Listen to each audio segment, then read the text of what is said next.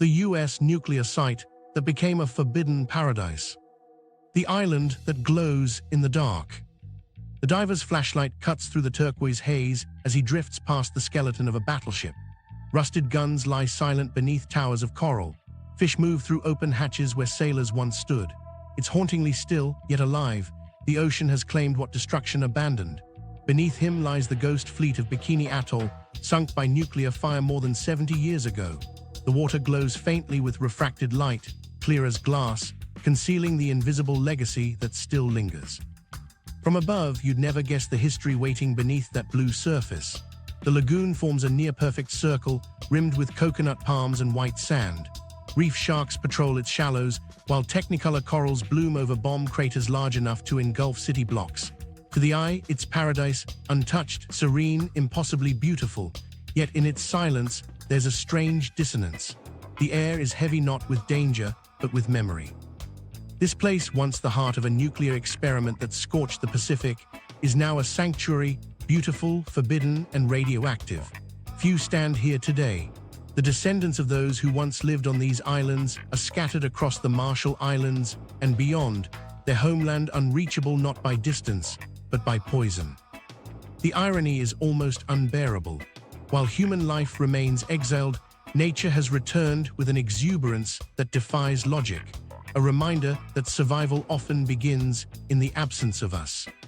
Bikini Atoll was designated a UNESCO World Heritage Site for what it represents, a place where science, tragedy, and resilience collided. It wasn't listed because of its perfection, but because of its scars. The atoll stands as evidence of the atomic age and as a rare monument to nature's ability to endure what humanity nearly destroyed. But look closer, and that endurance tells two stories, not only of coral returning in silence, but of people who never truly found their way home. Every ripple here carries an echo of 1946, when a small community was asked to abandon this paradise for the good of mankind. What followed changed their lives forever. Nuclear blasts lifted islands into the air. Clouds of fallout drifted across the Pacific, seeding illness and displacement. Yet decades later, when scientists finally returned, they found something no one expected: life thriving in the shadow of annihilation. It's this paradox that draws scientists, divers, and the occasional visitor who dares the radiation warnings. They describe it as one of the strangest places on Earth, where time feels frozen, yet evolution keeps moving. Coral polyps cling to metal hulls once blistered by atomic heat. Parrotfish chew through rubble that glows faintly under Geiger counters. Each breath a diver takes here feels borrowed, each moment both wondrous and unsettling. From the shore, the lagoon gleams like liquid glass, concealing the remnants of bombs powerful enough to vaporize islands. Coconut crabs scramble across the sand, descendants of survivors with radiation still in their DNA. Palms sway in the soft trade winds, but they whisper over a land once erased. Here, the boundaries blur between destruction and rebirth. This island glows not just from remembered fallout, but from life's refusal to vanish. Bikini is a paradox in motion, a place too dangerous for humans, too alive to be forgotten. To understand how this paradise became off-limits, how beauty and devastation intertwine so completely, we have to go back to the moment it all began, to the year the world first tested humanity's power to remake nature itself.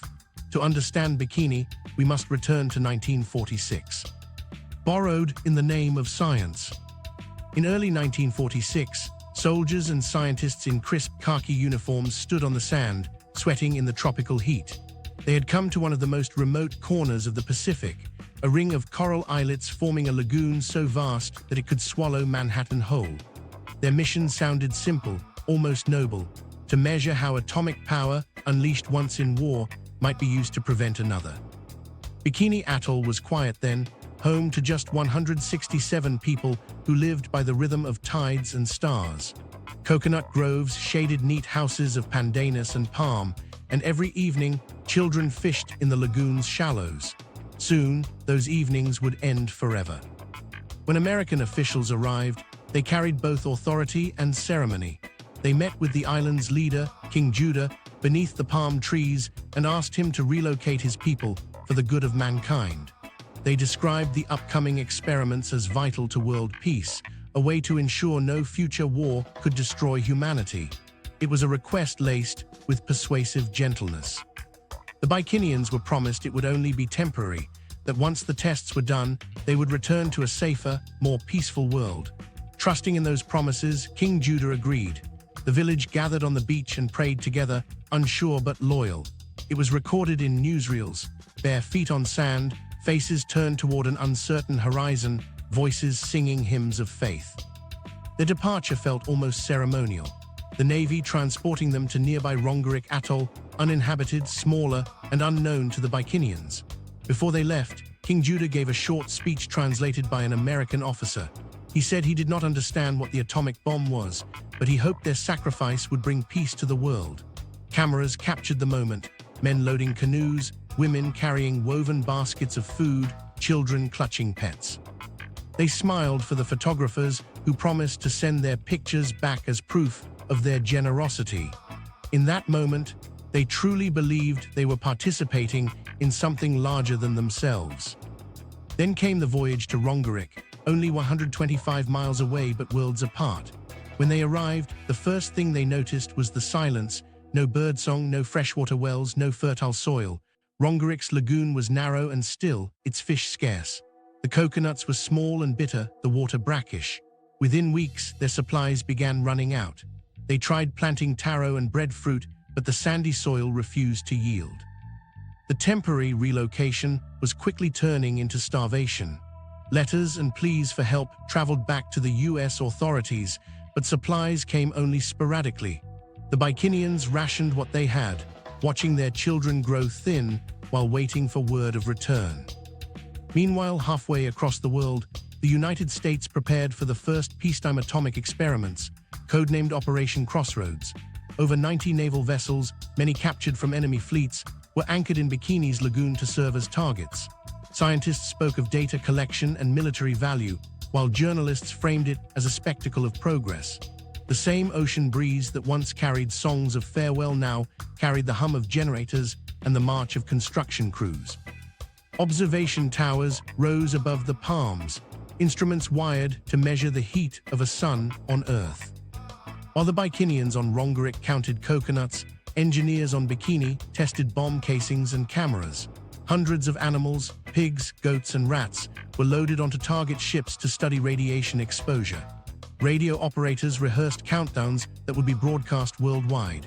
Bikini's name, once associated only with distant tranquility, was about to enter human vocabulary as a synonym for atomic power. In Washington, officials described it as an experiment that would show the world how to harness the atom for peace. For the Bikinians, that word, peace, had already begun to taste like ash. Hunger pressed harder with each passing month. Mothers scraped out coconut meat to feed their children. Men paddled miles in search of fish. Rongerik's limited reef offered little beyond small reef crabs, and even those grew scarce. When American boats occasionally appeared on the horizon, people ran to the beach waving palm fronds for attention.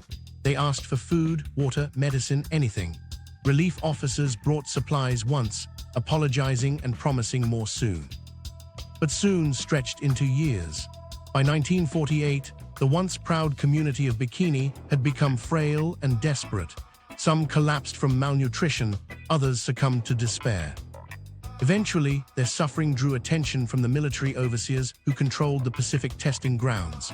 The US moved the Bikinians again, first to the island of Kwajalein for a short stay, where they lived crowded into tents beside runways. Then finally, they were relocated to Kili Island, a single small island south of Bikini, isolated and without a protective lagoon. For most, it felt like exile rather than home. The lagoon that once defined their lives was replaced by the rough, open sea, dangerous and unpredictable. Where they had once launched outrigger canoes into calm waters, they now faced crashing waves that made fishing nearly impossible. The land was fertile enough for coconuts, but storms flooded the gardens and salt spoiled the crops. Still, they were told this would be their new beginning. On Kili, they built churches and schools and tried to rebuild their community. Yet every storm, every inadequate harvest reminded them of what they'd lost: the freedom of movement, the ancestral burial grounds, the places where their legends and lives had been rooted. Over time, generations grew up who knew Bikini only from stories and photographs, a paradise sacrificed in the name of science. The US continued its tests on Bikini's empty shores. From afar, the Bikinians watched images printed in newspapers, blinding flashes over the lagoon, mushroom clouds rising higher than any storm cloud they'd ever seen. The promise to return home faded behind the glare of atomic progress. Temporary had become indefinite. Their homeland, meanwhile, became synonymous with the dawn of the nuclear age.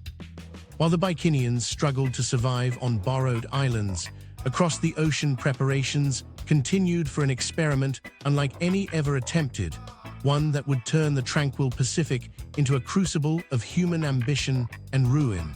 The countdown had begun. The fire that erased an island chain. By the summer of 1946, the Navy lagoon at Bikini was no longer a quiet curve of turquoise water. It had become a floating laboratory for destruction. More than 90 ships lay anchored across its calm surface, aircraft carriers, submarines, cruisers, and destroyers, arranged like steel dominoes awaiting their fall. Scientists had placed gauges and cameras at every angle, eager to capture the birth of an artificial sun. A coded name marked this experiment, Operation Crossroads, a tidy phrase for something unthinkable. To those directing it, the atoll was now an empty stage. To those who once called it home, it was still a sacred landscape, only now fenced off by the logic of war. The first detonation, codenamed Able, was an aerial explosion designed to test how ships withstood a Hiroshima-type blast. On July 1st, as dawn tinted the horizon pink, the B-29 superfortress Dave's Dream climbed above the clouds carrying a bomb nicknamed Gilda. Below, the lagoon gleamed still as a mirror. Observers aboard distant control ships counted down while cameras filmed through sheets of polarized glass. Then light, brighter than noon, brighter than comprehension. For seconds, the world turned white, then orange, then ash-gray. The shockwave rippled across the lagoon, slamming into warships and curling the sea back upon itself. The nearest vessels ignited instantly, masts shearing away like grass before a scythe. When the smoke cleared, half the fleet still floated, but their paint blistered, their decks scorched, their animals dead. Radiological teams in sealed suits boarded them, measuring invisible poisons that clung to metal like dust from another planet. The scientists called the outcome moderate success, but they wanted more spectacle, more data. The next test, Baker, would be different. This time, the bomb would be suspended under water, anchored 90 feet below a landing ship in the lagoon center. The idea was to simulate what a nuclear blast would do to a naval fleet at sea. On July 25th, the countdown echoed again through the Pacific. At exactly 8:35 a.m., the lagoon was ripped apart. A furious pillar of water, 2 million tons of it, leapt 3,000 feet into the air, carrying steel ships like leaves. Observers described it as the ocean exploding upward. The blast wave slammed into the atoll's rim and rebounded, sending a tidal surge racing outward. For those watching from miles away, the sight defied belief. Ships lifted, tossed, and swallowed whole as the lagoon boiled from within. When the column collapsed, a ring of steam and oil spread across the surface, turning the once blue lagoon into a cauldron of gray slurry. Nearly a dozen ships sank outright. Others, coated in radioactive spray, became death traps. Divers sent in later would last only minutes before their instruments screamed from contamination. Bikini's once living lagoon, home to turtles, parrotfish, and coral gardens, had been converted into the most irradiated body of water on Earth. The name Bikini, once whispered by sailors as an island paradise, became shorthand for the atomic age. Journalists printed photographs of the mushroom cloud above the Pacific, captioning them as marvels of modern power. The world gasped, half in awe, half in dread. But the tests didn't stop.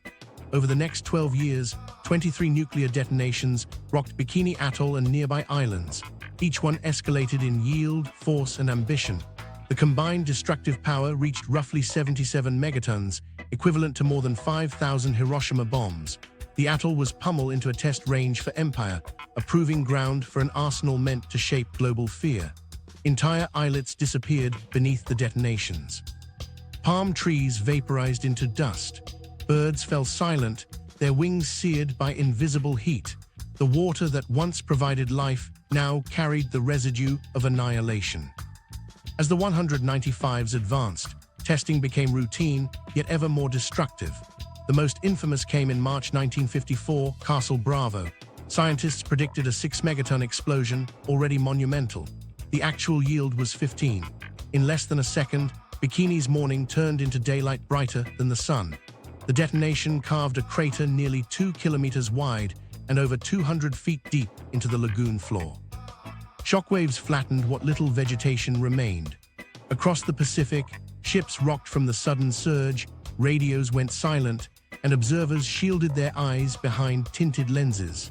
The column of fire and coral debris rose over 25 miles into the atmosphere, so high it touched the stratosphere. But the blast's true reach extended far beyond what any instrument could measure. The scientists had miscalculated how the bomb's components would react. The result was a cloud of radioactive fallout that drifted across hundreds of miles. On inhabited atolls like Rongelap and Utrecht, people awoke to white powder falling from the sky, fine as snow, cool to the touch. Children played in it. Women collected it in coconut shells, unaware it was laced with lethal isotopes. Within hours, skin burned. Hair fell out. By the next sunrise, nausea swept through entire villages. The same atomic dust blanketed Japanese fishing boats hundreds of miles away. The crew of the Lucky Dragon No. 5, coated in fallout, suffered severe radiation sickness. One member later died, sparking international outrage. From Washington's perspective, it was a data point, an unforeseen variable to be studied. To the islanders, it was a catastrophe that never ended. Ships sent for radiological survey arrived days later, their crews horrified by the burns and sickness they found. The US quickly evacuated the affected atolls, but exposure had already taken its toll. Crops died, fish vanished, and contaminated rainwater seeped into every well. Radioactive isotopes like cesium-137 and strontium-90 embedded themselves in soil and coral, invisible yet deadly, ensuring no quick return to normal life. Reports filed by military scientists described Bikini's surface as unsuitable for habitation for the foreseeable future. But behind those words lay a deeper truth. This was no longer an island chain, but an ongoing experiment that erased its subjects. The tests turned the Pacific into a radiological frontier. Clouds of fallout circled the globe, measurable in rainfall thousands of miles away. American and Soviet scientists competed to push limits further, each detonation a demonstration of dominance in the Cold War's shadow. Yet among the destruction, there was a strange fascination, the spectacle of a human-made sun rising from the ocean, framed as progress rather than warning. Newsreel films showed mushroom clouds like works of art, detached from consequence. The same year, a Paris fashion designer borrowed the island's name for a new swimsuit, the Bikini, as if the test site symbolized the modern, bold, and dangerous. Few stopped to think what that word meant for the people who had once sung hymns on its shores. For the Bikinians living in exile, the explosions answered every hope they once held. Each flash on the horizon extinguished another dream of return. They learned of Castle Bravo not through official notice, but through sickness spreading among relatives and friends. When American officials arrived, Geiger counters rattling, they told the islanders it was temporary contamination. But temporary became decades. On maps, Bikini remained marked as property of the Trust Territory of the Pacific Islands, a name suggesting stewardship. Yet the atoll had become unrecognizable, reefs obliterated, lagoons poisoned, the air itself charged with invisible particles that would linger for generations. The coral skeletons lay ghost-white, the lagoon floor shimmered with fused glass, trinitite born from sand and nuclear heat. Ships lay buried beneath, their twisted frames a museum of melted war relics. The explosion craters from Bravo and subsequent tests sliced away entire islets, leaving crescents of submerged reef that appeared as scars from the air. By the late 195s, the tests finally ceased on Bikini, shifting to other atolls. But the legacy couldn't be moved. Radiation persisted in soil and bone alike, and the people once promised a swift homecoming remained scattered. Scientists studying the aftermath called Bikini the world's most contaminated garden. Yet amid the ruin, life began whispering again, algae creeping across the fused coral, fish returning to shallow pools untouched by fallout. Still, it would be years before anyone realized that despite everything humanity had done, nature would find a way to reclaim even this place scorched by atomic fire. What began as a quest for scientific understanding had ended as an accidental rewriting of geography, a chain of islands erased by brilliance too great to control. And while governments classified data and archived films, the Pacific kept its memory. The sun still rose over the lagoon each morning, light reflecting off a sea that held both ashes and beginnings. For the Bikinians waiting on Kili, the explosions had finally stopped, but the silence that followed was just as heavy. They had lent their land for the good of mankind.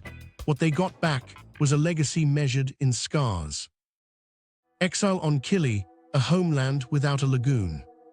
The journey to Kili was meant to be an ending to displacement, a final solution after years of promises unkept. For the Bikinians, it was their third move in less than a decade, and exhaustion hardened their hope into quiet acceptance. Kili lay far south of Bikini, small, isolated, and ringed not by a calm lagoon, but by the endless pulse of open ocean. From the air, it looked like an emerald teardrop adrift in blue. When they first set foot on its shore in late 1948, rain poured down as if the sky itself were mourning. Whatever sense of belonging they had carried was washed away with the tide. Geographically, Kili was the antithesis of Bikini. Where Bikini's lagoon offered gentle waters sheltered by coral walls, Kili faced the raw Pacific directly. Waves crashed violently against the reef, making canoe travel nearly impossible. The Bikinians, once expert navigators and lagoon fishermen, found themselves stranded. The sea was now something to fear, not to traverse. Attempts to fish beyond the breakers often ended in tragedy, canoes overturned, paddlers lost. The lagoon-centered rhythms that had defined their culture for centuries vanished overnight. Without the lagoon's abundance, they were forced into imported dependency on tinned food, government rations, and sporadic cargo deliveries that might not arrive for weeks. At first, American administrators portrayed Kili as a fresh start. They built small wooden houses and distributed American-style canned goods to replace local catch. Shipments of rice, spam, flour, and sugar arrived irregularly. The people were told to adapt. But survival, there was precarious from the beginning. Kili's soil was shallow and sandy, barely able to sustain breadfruit or pandanus trees. Tropical downpours routinely flooded low-lying gardens, and saltwater intrusion turned drinking wells brackish. Insects thrived, crops failed, and freshwater grew scarce. On some nights, families boiled rainwater collected in barrels and prayed for calmer seas. The storms roared through unbroken, and each year the tides crept higher. Still, the Bikinians tried to recreate fragments of home. They built a church, a council house, and a dock that looked out toward the horizon they once crossed freely. They sang hymns in the Marshallese language, retelling stories of their ancestors who had sailed across the night guided by stars. But now the stars meant little. They could not voyage anywhere. Kili's lack of a lagoon meant canoes had no anchorage, fish traps had no place to stand. A people of voyagers had been grounded. Where Bikini's life was defined by motion, Kili confined them to immobility. Each attempt to adapt seemed to deepen their sense of loss. Generations began to grow up detached from their ancestral island. Children played along Kili's shore without ever learning to fish in the tranquil lagoons of their forebears. They heard stories of ships glowing under the water and seas lit white by explosions, but those were not their memories. To them, Bikini was a word from their parents' stories, a mythical homeland, tangled with pain and reverence. Older residents preserved habits as best they could. Some continued to weave mats and gather coconuts, while others pressed shells into patterns recalling Bikini's sandbars. Faith, too, remained steadfast. Sunday services filled the humid air with songs, voices trembling between devotion and longing. What the Bikinians didn't yet realize was that Exile had permanent edges. The United States continued testing bombs on their homeland, even as they struggled to feed themselves on Kili. Occasionally, supplies of canned milk or rice would arrive, stamped with USAEC Atomic Energy Commission, a bitter reminder of the link between their scarcity and the experiments transforming their atoll into a wasteland. By the early 195s, malnutrition was widespread. Food shortages hit children hardest. Diseases driven by vitamin deficiency, beriberi, anemia spread quickly. Yet the people remained quiet, holding on to the promises that someday, when conditions improved, they would be allowed to return home. They built schedules of faith around that promise. When the opportunity briefly came years later, it felt unreal. Reports circulated in the late 196s that Bikini's radiation levels were decreasing. Scientists began new surveys, and American officials hinted that a resettlement effort might be possible. For many Bikinians on Kili, those words were like oxygen after decades of holding their breath. Elders spoke of replanting coconut groves where ancestors were buried, of hearing again the calm lap of lagoon water against canoe hulls. Preparations to return began even before formal approval arrived. People repaired family records, gathered tools, saved what little money they had for the voyage north. Meanwhile, Kili's conditions worsened. Flooding became more frequent, and government assistance increasingly unreliable. The hope of leaving felt like salvation. Life on Kili had forced a shift in diet and culture that echoed painfully in health. Replacing fish and taro with canned meats and processed carbohydrates led to weight gain, high blood pressure, and diabetes, diseases once unknown among them. The change wasn't just physical, it altered identity. Food was culture, and losing it meant losing one of the last daily ties to their past. Still, adaptation was their only path forward. Children studied English in small classrooms, funded by US aid, and dreamed of distant places like Hawaii or California, places they had never seen but imagined as modern paradises compared to their flooded home. Yet beneath that pragmatic resilience burned a quiet fury. They had kept their side of the promise, peace, patience, belief, but generations had grown up displaced, witnessing their homeland reduced to militarized imagery and foreign research. Islanders sometimes gathered on the dock watching ships pass on the horizon, whispering about what lay beyond, about Bikini shining somewhere north under the same stars. They would ask each other what the sand looked like now, whether it glowed, whether the trees had grown back, whether the sea had forgiven. It was an imagined home, reconstructed in memory and hope, unreachable except through dreams and stories. Flood after flood, storm after storm, the island tested their endurance. In 1957, a massive swell covered much of Kili for nearly 2 days. Homes flooded, gardens drowned, and families clung to rafters as waves pushed through palm groves. Each catastrophe reinforced how precarious their new life truly was. Some began referring to themselves not as Bikinians, but the exiled, a word that carried both sorrow and defiance. What defined them now wasn't geography, but survival. By the late 196s, that survival would be tested once more. When the US government finally declared Bikini safe for resettlement in the 197s, nearly a third of the population prepared to return. They packed what they could from Kili and set sail toward a homeland they barely remembered. Children were told they would soon see their parents' stories made real: the turquoise lagoon, the white sand, the graceful palms untouched by wind.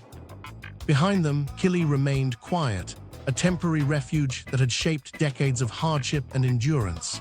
Ahead lay homecoming, or so they believed. The sea between those two islands carried a lifetime of exile. Kili had given them survival, but it had also taken their freedom. The promise of return felt like redemption waiting at last beyond the horizon. None of them could know that this newfound hope was built on yet another misunderstanding, that soon, even that return would unravel. The strange saga of Bikini was far from over. What awaited them wasn't restoration. It was heartbreak all over again. The return that became another evacuation. By the early 197s, a miracle seemed possible. After decades of exile, scientists announced that Bikini's radiation levels had declined enough for resettlement. The news spread through Marshallese communities with the force of revelation. For the first time in a generation, the descendants of those who had been uprooted could imagine walking the beaches of their homeland again. The US Atomic Energy Commission framed it as both a scientific breakthrough and a moral obligation fulfilled, proof that time and testing had finally rendered the island safe. For the Bikinians, the announcement felt like an answered prayer. Preparation began swiftly. Boats were dispatched northward carrying lumber, medical supplies, and construction equipment. Men organized work crews, women gathered heirlooms passed down through years of exile. When the first families landed in 1972, they found the atoll eerily familiar, its lagoon glittering like polished glass, palm shoots sprouting where bomb craters had settled. The silence was heavy but not hostile. Birds had returned. Coconut crabs scuttled among the ruins. To those stepping onto the sand, It felt almost as if the island had been waiting for them. Rebuilding began with remarkable energy. Over 100 Bikinians, their children and grandchildren erected new homes where old foundations once stood. They planted coconut palms, built a small church, and repaired wells. Scientists assured them the environment was safe as long as they restricted certain foods and maintained regular monitoring.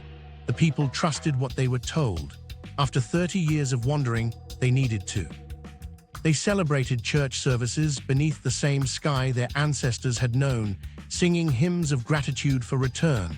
From the lagoon's shore, the view was breathtaking, blue on every side, the reef gleaming white beneath the waves. Hope returned with the rhythm of tides. Life resumed in fragments. Families once again tended small gardens, collected fish and coconuts, and wove mats from pandanus leaves. Children learned to swim where their grandparents had played before the tests.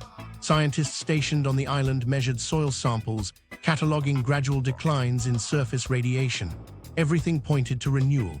For the first time in decades, the government minted optimistic reports, describing Bikini as restored to habitability. But there was one thing no one yet understood. The very nutrients that had returned to the soil were also binding something invisible and deadly beneath the surface, cesium-137. It acted like potassium, the element plants used for growth, and as coconuts drank it up, they concentrated the isotope. Each crop absorbed the contamination deeper into the food chain. The revelation came slowly and devastatingly. Regular health surveys revealed unusually high internal radiation doses among residents who ate local produce. At first, it seemed like an anomaly, perhaps faulty instruments or mistranslation of data. But when scientists re-examined the soil and food samples in 1977, the results were incontrovertible. Cesium levels remained dangerously high. The island was not safe. The same coconuts that shaded their huts and symbolized renewal had become vectors of contamination. Children who had grown healthy on imported food showed elevated readings after switching to local diets. It was betrayal measured in becquerels. The warning came in the form of polite scientific caution, but soon turned into tragedy. US officials informed Bikini's leaders that continued residence would pose long-term health risks. The news spread through the settlement like surf at high tide, unstoppable and crushing. The elders wept. They had been home only a few years. The gardens were bearing fruit, and the grave of ancestors had been cleaned and honored. No one wanted to leave again. For many, a second evacuation felt worse than the first. It meant losing not only land, but trust. The first displacement had been justified by promises of national security. This one came wrapped in the language of protection that sounded like surrender. In 1978, under rising political pressure, the US organized a second evacuation. Families packed what little they could once again: clothes, tools, family Bibles, framed photographs taken under newly built houses. Their voices filled the air with disbelief more than anger. Some refused to leave until helicopters arrived, insisting they would risk radiation rather than exile. Finally, one by one, they boarded vessels bound for temporary housing on Kwajalein and later back to Kili. As boats pulled away from the shore, the returning tide rolled over their footprints, erasing the evidence of return. From the decks, they could still see the gleaming lagoon shrinking behind them, perfect and indifferent. For the Bikinians, the second exile carried a heavier spiritual weight. They had survived on faith through years of removal, and now that very faith felt fractured. A refrain passed quietly among them: "How can we trust again?" They had believed scientific assurances, only to discover that safety had been measured more in politics than in certainty. Many developed thyroid abnormalities. Some grew sick with unexplained fatigue. The invisible poison that had driven them away once still flowed through their veins. The home that promised healing delivered only one more departure. In the aftermath, anger took root beside grief. Community leaders demanded accountability, and a class action suit was filed against the US government, seeking both justice and recognition of broken promises. Reports emerged confirming what many feared. The resettlement had proceeded despite incomplete data and internal concerns about residual contamination. For the people of Bikini, it wasn't just betrayal. It was confirmation that their lives had been experiments. The land had been tested, the people measured, then moved again when numbers didn't fit expectations. Yet through that disillusionment, their resilience endured.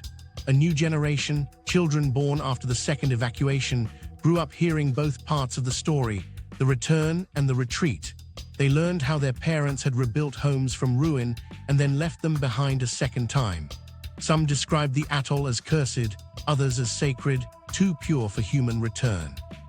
Divers and scientists continued to visit, documenting coral recovery and decaying ships beneath the lagoon, while the original inhabitants watched from afar, exiles in a world their ancestors had once commanded. The distance wasn't measured in miles, but in radiation counts and memory. On Kili and Majuro, the people kept the vision of home alive through songs and church gatherings. Elders told stories of the palm grove where the first coconuts were planted after the war, of how the scent of salt air felt like forgiveness. It became a ritual of remembrance, every generation promising that one day, when the island truly healed, they would return for good. But time kept stretching, and science kept warning otherwise. Bikini Atoll, they were told, would remain unsafe for centuries. Their paradise had betrayed them, not out of malice, but out of the cruel patience of physics. Even as people departed, something remarkable began to change on the atoll itself. Without human inhabitants, without boats or industry or harvest, the ecosystem began to stir. Coral polyps reoccupied blasted craters, and parrotfish returned to graze. Sharks hunted again inside the lagoon. In the absence of human interference, life was reclaiming what war had burned. The irony wasn't lost on anyone watching from a distance. The atoll that had exiled its people was being reborn. What nature began there would astonish scientists and divers alike, an improbable explosion of life rising from the residue of radiation. But before that story could unfold, the Bikinians faced the truth that home was once more forbidden. They had come full circle, cast out of paradise again, leaving behind an island that could heal everything except their absence. The return of the reef. And scientists returned to Bikini decades after the last detonation. They expected desolation, sterile coral skeletons, poisoned sand, the echo of weapons now confined to Cold War files. What they found instead defied every prediction. Beneath the translucent surface of the lagoon, life had erupted again. Coral species blanketed the bomb craters like living tapestries, branching in pink and green across walls of irradiated limestone. Parrotfish nibbled through rubble fused by atomic heat. Sharks, once driven away by the blasts, cruised again through clear water as if patrolling territory reclaimed after a long war. It wasn't supposed to look like this. Researchers who first dove into the lagoon in the early 200s described the scene with disbelief. Massive coral heads, some larger than cars, had colonized the ruins of ships sunk 70 years earlier.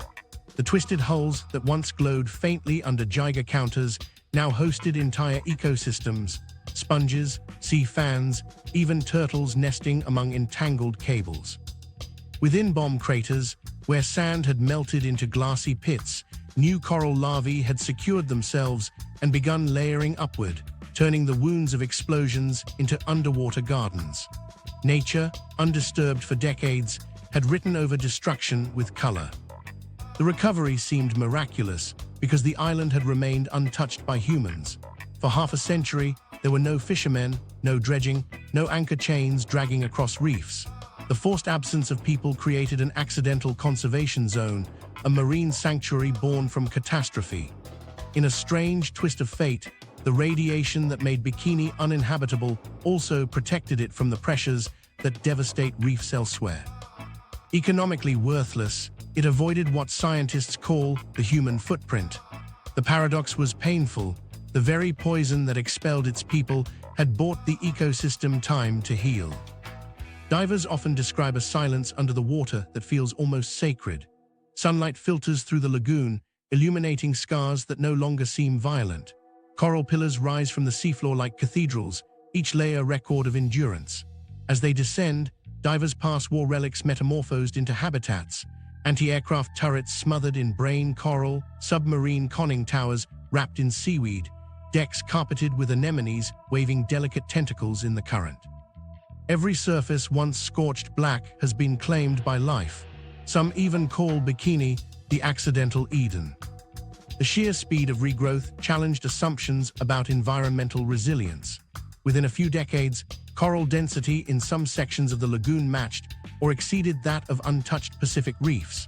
Biologists noted that even highly localized species, once thought impossible to return after total annihilation, had reappeared.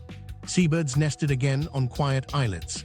Manta rays glided above nuclear craters, now filled with blue water and schools of fish. Each flash of motion was a reminder that ecosystems remember how to live, given the slightest chance. But the recovery wasn't uniform. Radiation still lingered like a shadow, hidden in soil and deeper sediment. Certain areas pulsed too hot for safe, prolonged study. Scientists used remote sensors and short-time dives to measure radiation levels, their instruments crackling softly as they swam through the silent paradise. They knew the water itself posed little threat. Cesium-137 binds to land more than liquid, but anything tied to soil or vegetation still hummed with memory. Coconut palms along the islands might look healthy, but their fruit remained toxic. On land, invisible danger persisted. Underwater, however, the physics of dilution and time had favored rebirth. Photographs broadcast worldwide showed glowing coral gardens surrounded by towering wrecks. The images blurred lines between museum and mausoleum. Tourists, mostly experienced divers granted rare permission, described descending through layers of history. First the aftermath of war, then nature's quiet rebellion against it. Some said they felt privileged to see what few ever would. Others left haunted, unable to separate beauty from grief. The water was pristine, yet every sparkle in the current carried reminders of why it was so untouched. Ecologists debated how to label Bikini's transformation. Was it restoration, resilience, or mere adaptation? True restoration implies memory, that nature was returning to what once was. But Bikini's ecology was new, hybridized. Many coral species were descendants of larvae drifting from distant reefs, settling in the radiation-altered habitat as pioneers. Genetic studies showed no unique resistance to radiation itself. Instead, the key was time and the absence of human interference. In the vacuum created by catastrophe, evolution had done what it always does: fill every available niche. The old bomb craters became nurseries. Within their circular basins, currents slowed, letting coral fragments anchor more easily. Each detonation, once a symbol of human dominance, had sculpted microhabitats perfect for colonization. Divers nicknamed one crater Bravo's Basin, noting how it overflowed with sea feather clusters and giant clams the size of helmets. Surrounding reefs sported the same species patterns found on healthy atolls hundreds of miles away, proof that connectivity in the Pacific's vast ocean highway remained unbroken. Even the legendary shark populations returned in force. Without fishing pressure, reef and gray sharks multiplied dramatically, dominating the lagoon's food web. For marine biologists, their comeback was both thrilling and ominous. Abundance here didn't signal safety elsewhere, it reflected imbalance, a refuge created by human absence rather than protection by design. Bikini had become the planet's strangest nature reserve, flourishing precisely because it was forbidden. Scientists looking upward from those depths saw metaphors everywhere. Coral branches rising from steel hulls looked like hands reaching for light. Shoals of fish darted through shattered windows, as if life itself had infiltrated the machinery of war. Every image challenged our understanding of what recovery means. Can an ecosystem heal when its human community cannot? At Bikini, that question echoes through every tide.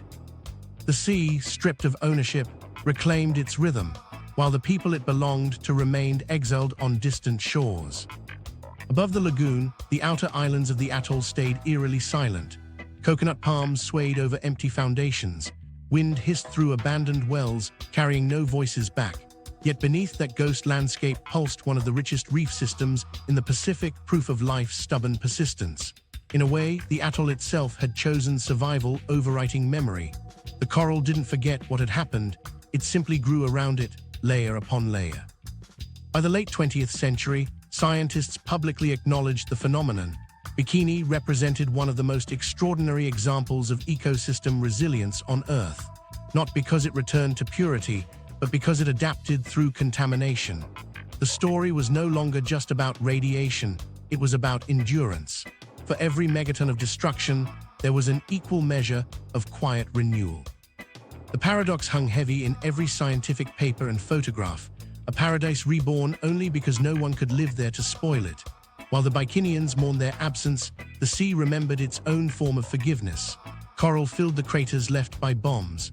Sharks patrolled the monuments of war.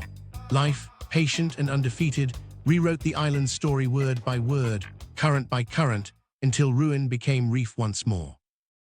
Invisible legacy, the quiet poison of cesium-137. In the glow of Bikini's reef revival, another reality hums just below perception, an invisible inheritance left by the bombs. The water may shimmer with life, but the land still whispers with radiation. Scientists returning to the atoll in the decades after its ecological surprise found themselves caught between wonder and unease. Their Geiger counters crackled softly in the shade of palms, counting out a rhythm of contamination that time alone could not erase. The culprit behind this quiet persistence was cesium-137, a byproduct of nuclear fission that behaves chemically like potassium, the nutrient every living cell needs. That similarity is what makes it insidious. When plants draw potassium from soil, they can't distinguish cesium from the real thing. It threads its way into trunks, fruits, and leaves, from there into the animals that feed on them, and finally into the humans who depend on that food chain. Decades after the last explosion, the soil of Bikini still holds traces of this element, microscopic, invisible, but very much alive in the web of life it contaminates. Cesium-137 half-life, roughly 30 years, means that even now only a portion of what fell in the 195s has decayed. Each atom remains a spark of instability, emitting gamma radiation energetic enough to disrupt DNA. The danger isn't in what can be seen or smelled, it lies in ingestion. On Bikini, coconuts that look flawless can register levels unsafe for continuous consumption. Coconut crabs, prized delicacies across the Pacific, absorb cesium through the fruits they scavenge. Fish grazing along certain reefs carry trace amounts in their tissue. Though swimming in the lagoon is considered safe for brief periods, living off its produce is another story entirely. When radiological surveys resumed in the 198s and 199s, their results painted a complex picture. Surface radiation on many islets had dropped dramatically compared to the 197s, thanks to natural decay and oceanic flushing. Yet the isotope stubbornly clung to the upper layers of soil where coconut roots reach deepest. Attempts to remediate by stripping topsoil or adding potassium fertilizer, meant to crowd out cesium uptake, showed mixed success. The earth itself resisted purification, as if holding memory in its grains. What makes cesium-137 so deceptive is its quiet mobility. Rainfall redistributes it from ridge to shore, where it seeps into tide pools. Sediment traps it, releasing small pulses with every storm. The contamination doesn't spread evenly, it pools in microenvironments, creating invisible mosaics of hot and cold spots. For scientists, mapping these fluctuations became a task of patience, collecting shells, sampling plants, even testing hermit crabs for accumulated radioactivity. Each reading added another note to the atoll's geologic symphony, composed not of sand and coral, but decay constants and counts per minute. Studies on marine invertebrates revealed another layer of consequence. Even at radiation levels considered low, cesium exposure can cause damage at the cellular scale. Mussels and small crustaceans taken from the lagoon showed elevated DNA strand breaks, tiny lesions that multiplied across generations, alter growth and reproduction. The effects aren't dramatic like the mutations from science fiction. They're incremental, the slow erosion of biological integrity. In laboratory tests elsewhere, similar dose rates have been linked to decreased fertility and shortened lifespans in mollusks. On Bikini's reefs, life flourishes beautifully, yet beneath that beauty is a hidden tax exacted molecule by molecule. Divers who study the site describe cognitive dissonance, counting sharks one moment, then measuring radiation the next. The ocean looks pure, yet their dosimeters tell a quieter story.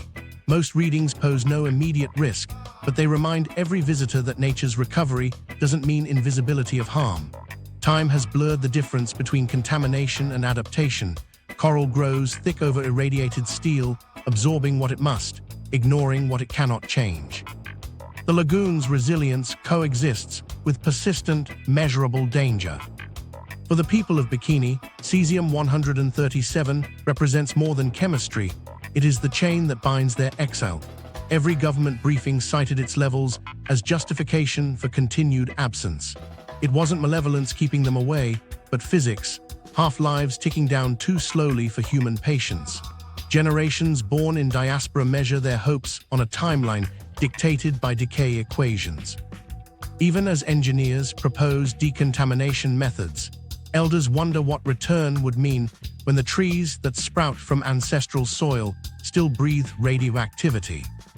International agencies took notice. When UNESCO inscribed Bikini Atoll as a World Heritage Site in 2001, they framed it not only as a historic monument of the nuclear age, but also as an ecological paradox, a landscape where contamination and conservation intersect. The recognition didn't sanitize the danger, it institutionalized the tension. Bikini's outstanding universal value lay precisely in its contradiction, a testament to human technological might and its aftermath, and to nature's simultaneous capacity for healing and quiet defiance. Yet beneath the layered coral and accolades, the isotope's half-life continues its steady arithmetic. Scientists estimate that the land may not be fully safe for sustained habitation for many decades more. That projection doesn't account for emotional gravity, the possibility that even if radiation levels fall to acceptable limits, psychological and cultural scars may not. Cesium-137, in that sense, has two half-lives, one physical, one human.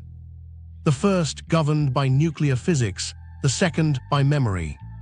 Still, understanding this element offers clarity. It is not a curse, merely a witness, proof that the invisible can outlast intention. Each coconut that registers a microsievert reading is a data point in the dialogue between destruction and survival. Nature doesn't discriminate between clean and contaminated, it simply adapts. For researchers, Bikini serves as a living laboratory showing both the limits and the astonishing endurance of life. For the displaced, it serves as an ache made measurable, an inheritance without choice. When night falls over the atoll, detectors near abandoned huts still tick softly, counting the faint echoes of events older than most who hear them. In the dark, the sound is rhythmic, almost like breathing. Between each pulse lies a truth, that healing comes in degrees and sometimes never fully. The reef may glitter with renewal, but the soil still remembers every detonation. In that tension, between luminous life and invisible poison, Bikini Atoll continues to tell its story, molecule by molecule, wave by wave. The human cost, bodies marked by fallout. When the bombs fell silent and the cameras turned away, the real aftershocks began to show, not in the lagoon but in bodies. Every blast had left a residue that drifted across skies and settled invisibly into skin and bone. For those living on nearby atolls, the explosions were more than distant thunder. The fallout clouds carried tiny particles of plutonium and cesium that fused into ash, a dust bright enough to mimic snow and deadly enough to rewrite generations. Entire communities felt the sting without understanding what it was.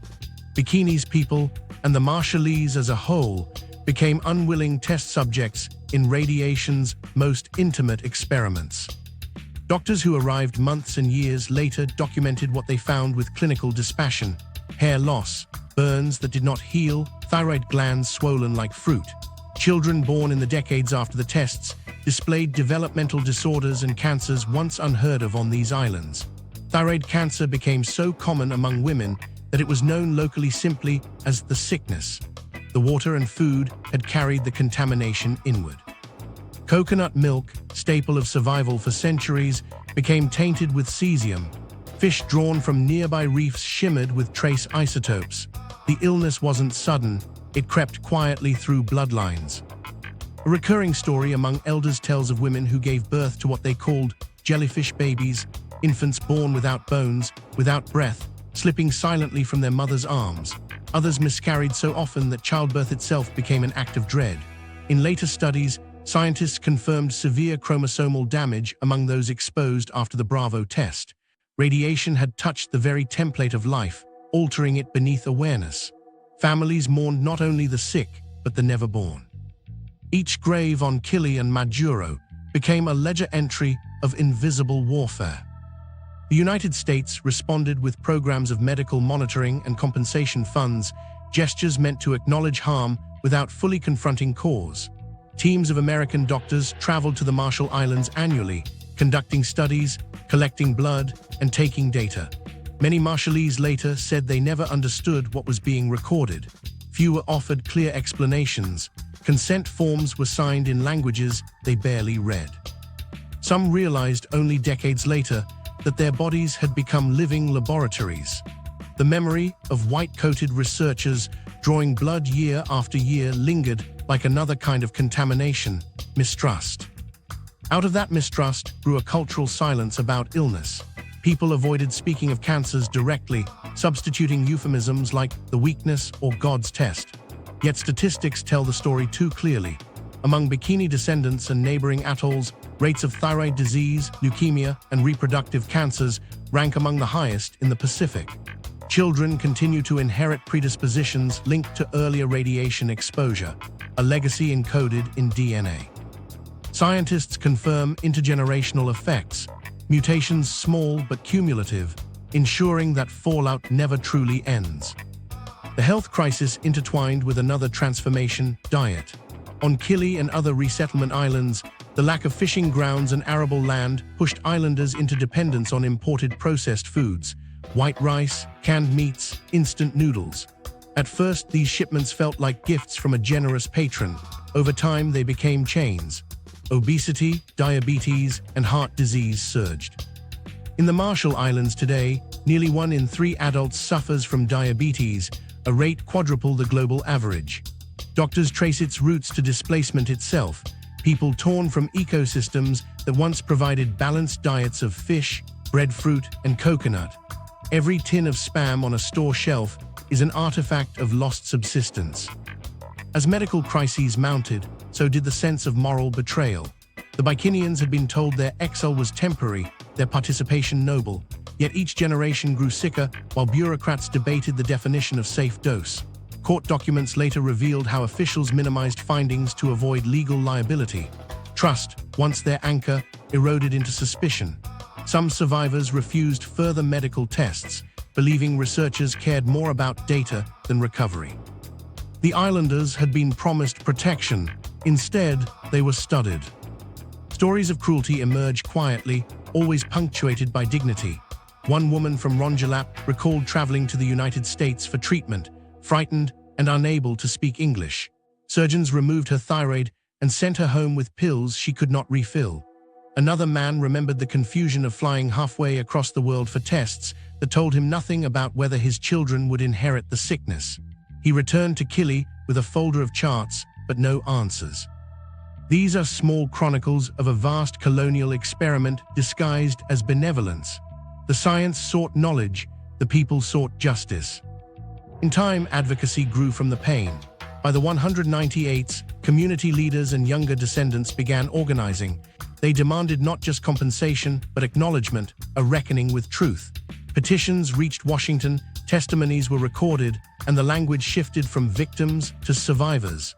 These efforts bore partial fruits, trust funds were established, and some medical aid improved. Yet to many Bikinians, these payments felt hollow against the scale of loss. Homes, traditions, health, and faith, all reduced to line items in legislative acts. One elder remarked that no amount of money could buy back an ancestor's bones still buried in contaminated soil.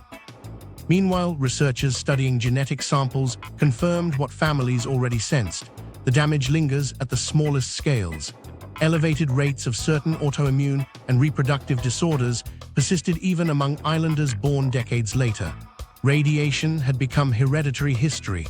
At funerals, priests spoke of spiritual endurance, comparing their plight to biblical exile. Congregations responded with hymns of hope, the same songs sung when they first left Bikini in 1946. Faith filled the spaces science could not. Yet beneath that faith lay exhaustion. Younger Bikinians born in Arkansas or Hawaii grew up American in culture, but carried an inherited longing for a homeland they had never seen. They knew it through stories of tropical night skies and turquoise lagoons, always balanced by accounts of loss. Photographs of Bikini's shimmering water seemed almost cruel.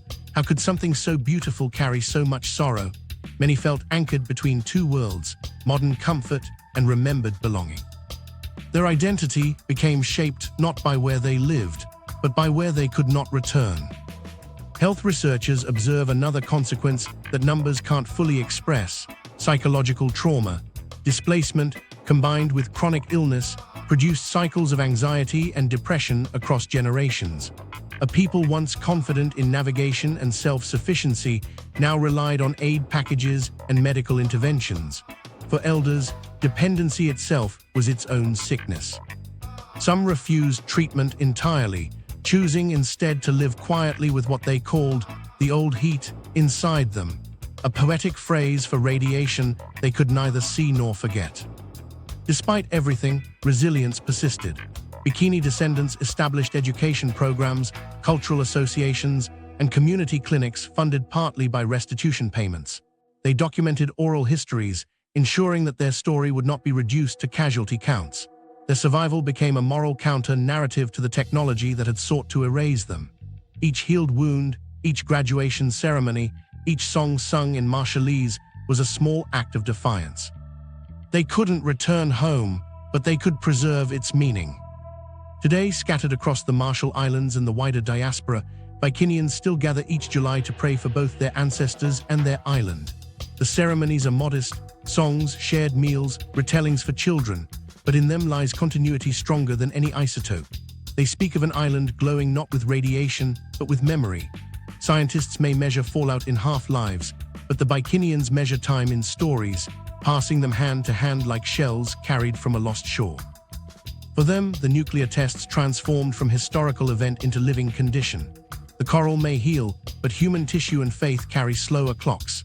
The human body, once considered collateral in the quest for knowledge, has become the enduring archive of that history. The scars are cellular, generational, invisible, except in the quiet courage of those who endure them.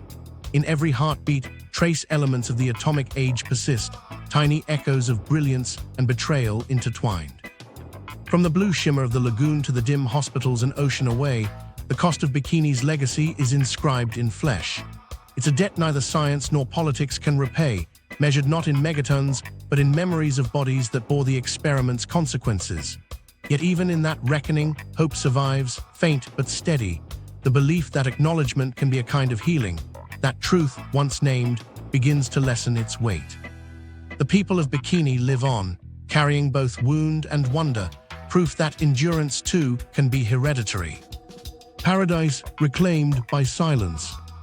At first glance, Bikini Atoll today appears timeless, untouched by human hands. From the air, the lagoon gleams like a perfect turquoise mirror, circled by narrow strips of emerald land. Palm trees lean over white beaches, and breakers sparkle where the ocean folds over coral. There are no roads, no smoke, no laughter, only the hum of wind and surf. It's almost too beautiful, almost too quiet. The silence has a texture here. It carries the weight of everything that happened and everything that vanished. The atoll is technically alive again. On land, coconut palms stand thick, their roots weaving through soil that still carries radioactive whispers. Bright green crabs scuttle between driftwood, their shells varnished with the sheen of salt. Seabirds nest in the ruins of old test bunkers, skimming across air that once shimmered with fallout. Even the coral rubble from bomb craters has softened under waves, turning into sand fine as powder. To anyone who didn't know the story, it might seem like paradise restored. Yet that serenity holds a paradox. Life has returned, but its people have not. Walk among the remains, and evidence of habitation emerges in gestures rather than monuments. Concrete foundations half buried in vegetation mark where houses once stood. A single steel water tank leans at an angle, streaked with rust.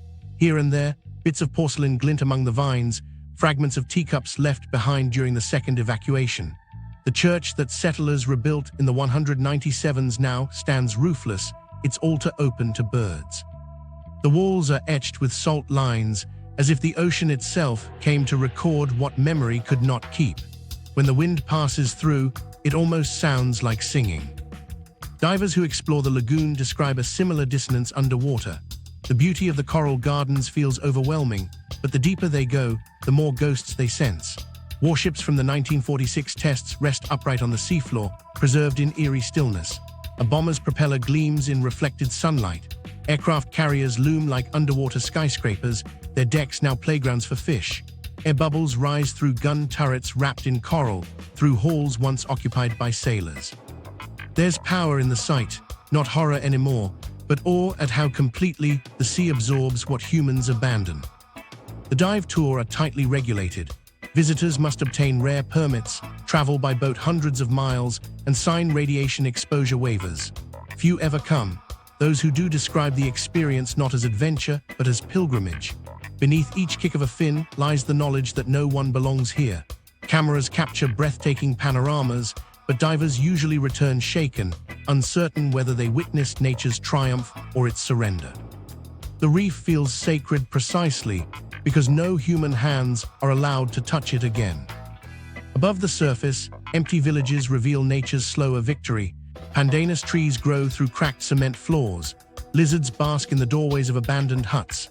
A narrow path that leads inland from the beach dissolves into jungle after a few meters. Every sign of settlement erodes quietly, reclaimed by vines, salt, and rain. What remains isn't desolation, it's patience. The atoll isn't frozen, it breathes differently now at the pace of wind and tide. On a still night, the only human sound might be the rattle of a rusted generator left decades ago, its casing vibrating faintly when the wind gusts from the right direction. Scientists who work on Bikini speak of emotional dissonance similar to that felt by divers. They record coral growth rates and radiation counts while walking over the footprints of an erased society. The data shows vibrancy, the absence around them shows loss. They capture images of reef recovery, yet every report carries an undertone of guilt. Each measurement of ecological success reminds them that this flourishing was purchased through displacement. Bikini thrives because it is forbidden. The longer the exclusion, the richer the reefs become. In sunlight, that contradiction is easy to forget. The lagoon is hypnotic, its glare so bright it erases perspective. But at dusk, when shadows stretch over the coconut groves, the story deepens. The air cools and bats spiral silently from treetops. Waves collapse against the outer reef, steady and indifferent, the same rhythm that once lulled islanders to sleep. From the edge of shore, one can almost imagine their fires burning again, the sound of children playing by the waterline. Yet these are only echoes. The real inhabitants now are seabirds and salt-resistant grasses, witnesses who ask for nothing but space. Every detail here invites conflicting emotion. The sight of coral fingers gripping the hull of a battleship, the call of a tern circling a concrete tower, the mirror of water glowing under moonlight, all beautiful, all irreversible. The atoll has, in effect, rewritten its meaning. Once a proving ground for annihilation, it has become a monument to what endures after humans fade. Silence has replaced ceremony, but the silence feels earned. UNESCO's designation of Bikini Atoll as a World Heritage Site turned this silence into formal remembrance. The listing acknowledges both devastation and resilience, protecting the ruins as evidence of humanity's reach and its restraint. But the recognition sparked debate. For descendants, the inscription's honor can feel hollow, celebrating a place they still cannot inhabit. Some call it respectful preservation, others romanticized tragedy. When official plaques describe the atoll as a symbol of the dawn of the nuclear age, survivors read it as an epitaph written without their consent. Their ancestors' homeland, immortalized not for life lived there, but for the weapon that ended it. Yet even among those conflicting interpretations, a certain pride surfaces. The Bikinians know the world has not forgotten their island. Its name, once twisted into icons of pop culture, now holds weight again. Less novelty, more reverence. Each visitor who steps onto its sand, each scientist who records coral growth, bears witness to their story, even if they never meet a Bikinian in person. Memory has found new vessels. Meaning keeps migrating. like coral larvae searching for new reef to cling to. If there's music here today, it comes from rhythm rather than melody. Waves lap at shorelines restored by centuries of geologic patience. Palm leaves rustle, releasing the steady hiss of wind through fronds. The reef clicks faintly as shrimp and crabs feed among coral branches. To stand alone on the beach of Oman Island and hear all of this is to realize that the absence of human noise doesn't equal emptiness. It's a reminder of how loudly nature speaks when given the chance. When night falls, the lagoon reflects the stars so perfectly it feels like standing between two heavens. The constellations that once guided Marshallese navigators shimmer above and below, doubled by still water. Somewhere far away, descendants of those navigators trace those same stars from crowded islands or distant cities. The connection persists, an invisible thread between exile and origin, living nature and silenced home. Bikini Atoll has become both sanctuary and memorial. Its reefs bloom while its villages crumble. Its silence holds both apology and acceptance. In that stillness lies a complex peace, not the peace promised by the soldiers of 1946, but one earned by time, tide, and survival. What remains is neither triumph nor tragedy alone, but a haunting equilibrium. Life continuing precisely where human presence was once impossible, and in its persistence, offering quiet proof that renewal can coexist with remembrance. Recognition amid ruins. In 2011, more than 60 years after its destruction, Bikini Atoll received an unexpected title, UNESCO World Heritage Site. The announcement framed the atoll as an outstanding testimony to the dawn of the nuclear age. On paper, the designation looked like celebration. In practice, it was reconciliation disguised as recognition. The listing placed Bikini alongside cultural marvels like Machu Picchu and natural sanctuaries like the Great Barrier Reef, but for entirely different reasons. This wasn't a site preserved for beauty or continuity. It was protected for its scars. To UNESCO, Bikini symbolized humanity's ability to alter the Earth irreversibly, a chapter in the shared narrative of progress and peril. The criteria for inscription weren't about ecological purity, but historical gravity. Normally, a place earns World Heritage status for its architectural genius, its artistic legacy, or its pristine ecosystems. Bikini was inscribed for precisely the opposite, the visible and invisible remnants of annihilation. The sunken fleet, the bomb craters, the lingering contamination, all became parts of a monument to scientific ambition and human consequence. When the announcement reached the Marshall Islands, reactions spiraled in every direction. Government officials called it an achievement, validation that the world finally recognized what the Bikinians had endured. Local newspapers printed cautious pride, noting that the listing might attract research tourism or international aid. Yet among displaced families, celebration proved elusive. One elder asked a journalist a question that haunted the ceremony: how can a grave be a heritage site? For them, the recognition turned personal tragedy into world history, without restoration or return. Still, the decision reflected a broader shift in how global heritage is understood.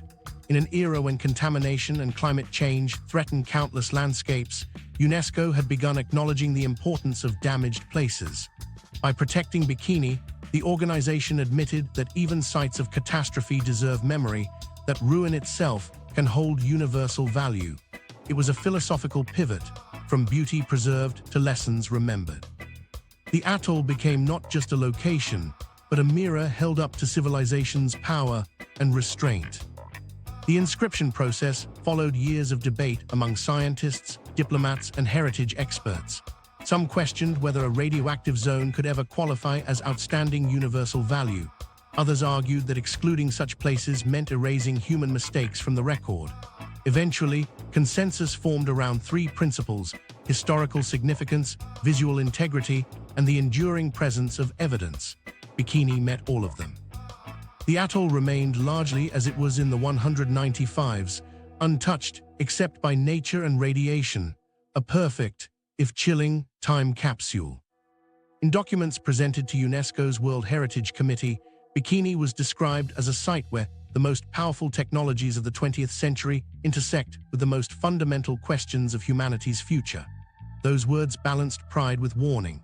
The cultural heritage of annihilation had joined the catalogue of wonders. Alongside cathedrals and sacred valleys now stood an irradiated lagoon, recognition that human achievement and human error often share the same horizon. International response was divided. Conservationists applauded the designation as overdue acknowledgement of nuclear history. Anti-nuclear activists viewed it as an ironic victory, praise offered in place of accountability. Tourists, lured by striking underwater images, argued over the ethics of visiting what many considered a mass grave. Dive operators marketed expeditions as journeys into Cold War history, while Marshallese leaders insisted on guidelines ensuring cultural respect and scientific oversight. The atoll's new fame drew outsiders once more, though not settlers or soldiers this time, but witnesses. For residents of Kili and Majuro, the heritage label carried material implications. UNESCO status can attract funding for conservation and education, yet little of that money directly improved life on resettlement islands. A plaque in Paris couldn't fix flooded homes or underfunded clinics. Still, it gave the Bikinian story permanence within world memory, protection from forgetting. Even if they couldn't go home, their suffering became part of humanity's shared archive, beyond the reach of political convenience. At international conferences, delegates spoke of Bikini as a zone of reflection, a term that sounded gentle but meant radioactive exclusion. In promotional images, coral blossomed where bombs once fell, presented as evidence of resilience. The metaphors flowed easily: renaissance, rebirth, redemption, but none could obscure what had preceded them. Beneath every coral tree grew the residue of 23 detonations. The beauty now attracting attention was grafted onto trauma. Experts compared Bikini to other contaminated heritage sites: Chernobyl's exclusion zone, the industrial ruins of the Ruhr, the chemical-scarred landscapes of Japan and Eastern Europe. What unified them wasn't geography, but recognition that human ambition leaves irreversible imprints. Bikini stood out because nature's recovery there seemed almost miraculous, hinting at balance restored, yet the absence of life on land kept that illusion honest. The atoll's protection came from prohibition, its beauty from exile. When representatives of the Marshall Islands attended the official UNESCO ceremony, they stood beneath banners displaying photographs of the lagoon's turquoise expanse. The image drew applause from delegates who saw in it a message of hope. But Bikinian leaders approached the microphone differently. They spoke quietly about homes left behind, about radiation that still dictated their children's fate, about the paradox of a paradise they could visit only through paperwork. The hall fell silent. They thanked UNESCO for remembering when the world preferred to forget, but reminded everyone that heritage, for them, came without a homeland. Over time, the listing transformed Bikini into a site of scientific pilgrimage. Teams from universities and NGOs conducted environmental studies under the World Heritage banner. They documented how corals colonized bomb craters and how residual isotopes redistributed through food webs. Public interest reframed Bikini as an emblem of balance, evidence that nature can recover even from nuclear apocalypse. The story resonated globally, fitting neatly into narratives of hope amid crisis. What most forgot or deliberately ignored was that ecological survival had been purchased through human absence. Critics within the Marshallese community voiced discomfort about this new fame.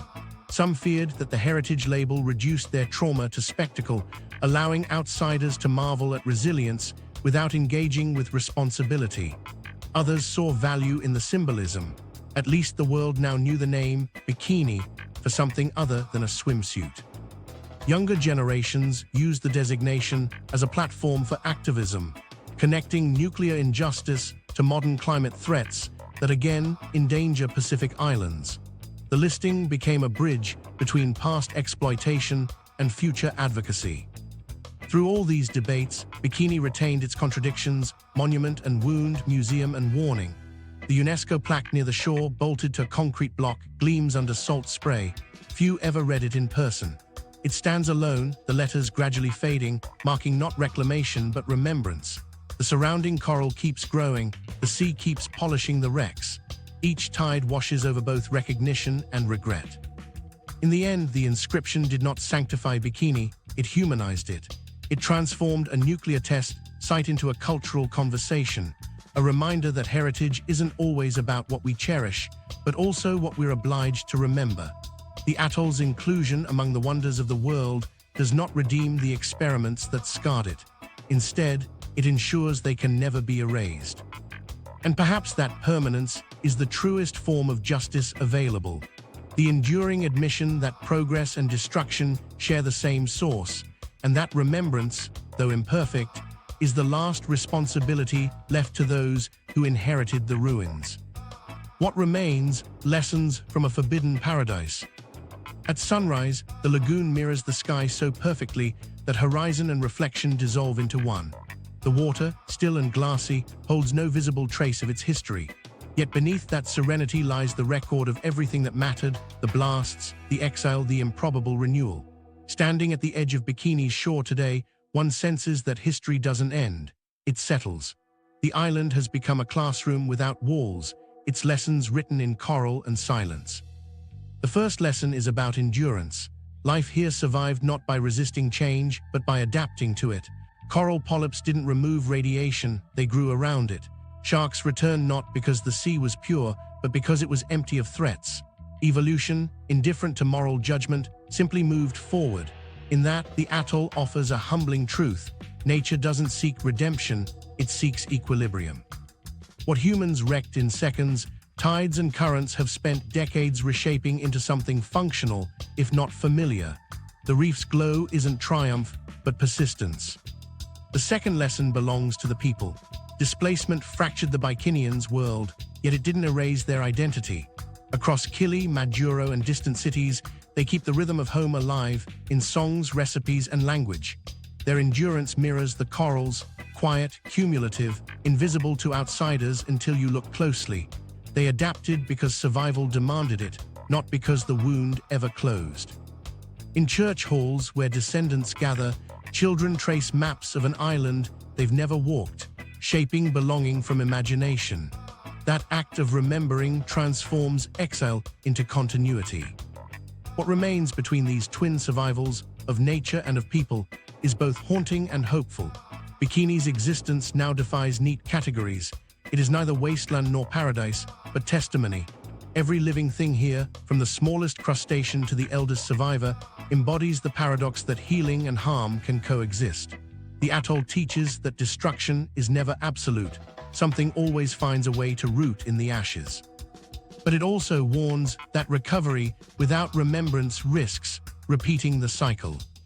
Scientists often describe Bikini as a natural experiment, but its greater experiment is moral. It tests how humanity lives with the consequences of its own power.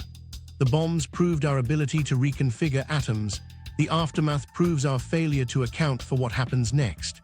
And yet, the coral's return suggests that even in our absence, the world continues. That realization can feel both comforting and humbling. Comforting because life goes on, humbling because it doesn't need us to do so. For the Bikinians, hope remains tied not to radiation levels or bureaucratic promises, but to recognition of what was taken and what endures in spite of it. Many descendants see the island as sleeping, destined to awaken when time has gentled its poisons. That belief isn't naive, it's necessary. Faith, passed down like family heirlooms, outlasts decay rates. When they speak of return, it's less about geography than justice, the desire to be part of the place again, even symbolically. Standing here, it's impossible not to feel the weight of that longing. The breeze moves through palms that sprouted from contaminated soil, the same wind that once carried fallout across the Pacific. The sound of waves against coral feels almost like breathing. Bikini's story, stripped to its essence, isn't about nuclear science or politics. It's about coexistence between ruin and renewal. It shows that nature can heal landscapes faster than people can heal history, and that both forms of recovery demand patience measured in generations.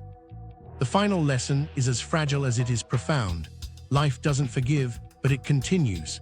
The atoll, once synonymous with annihilation, now glows with the quiet pulse of survival. Where bombs measured progress in megatons, the reef measures it in millimeters of coral growth per year. Each fragment of regeneration is its own defiance, a whisper that even catastrophe cannot claim permanence. If Bikini Atoll stands for anything now, it's this, that the line between sanctuary and scar is thinner than we imagine. The same ocean that carried ships to destroy it now carries larvae to rebuild it.